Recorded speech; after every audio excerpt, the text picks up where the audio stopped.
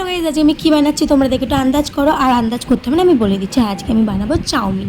Yes guys, তো ফার্স্টে আমি একটুখানি রিফাইন অয়েল দিয়ে দিলাম, যেটা একটু গরম হয়েছে কিনা হাত দিয়ে দেখে নিলাম। তারপরে আমি কুচি করে রাখা পেঁয়াজগুলো একটু একটু করে দিতে থাকলাম। আর আমার মতো কারা কারা হাগুড়ে আছে একটু জানিও, যে ডিম ভাজা হয়ে গেলে একটু একটু করে তুলে খাওয়া শুরু করি। তারপরে যাই হোক, পেঁয়াজটা একটু ব্রাউন ব্রাউন হয়ে গেলে একটুখানি আমি দিয়ে দিলাম লবণ। তারপরে দিয়ে দিলাম হচ্ছে যেই কাঁচা লঙ্কাগুলো ছিল আমার মতোই ঝাল। তারপরে দিয়ে দিলাম একটু শুকনো লঙ্কার গুঁড়ো, একটু জিরে, একটু চিনি। তোমাদের দেখে হয়তো মনে হচ্ছে যে এটা আমি মাংসের ঝোল বানাচ্ছি, কিন্তু না গাইস, এটা আমি বানাচ্ছি চাউমিন। আর সত্যি খেতে অসাধারণ হয়েছিল, তোমরা একবার ট্রাই করতে পারো।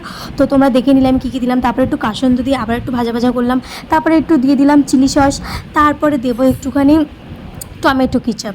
সেটা দেওয়ার পর আমি ভালো করে মিক্সিং করার পর দিয়ে দিলাম চাউমিনগুলো। আর চাউমিনগুলো ভালো করে বয়েল করতে হবে, অ্যান্ড দেন তারপরে ভালো করে মিক্স করতে হবে। দেন মিক্স করা হয়ে গেলে যে ডিমটা আমি ভেজে রেখেছিলাম আগে থেকে, ওটাও দিয়ে দিলাম।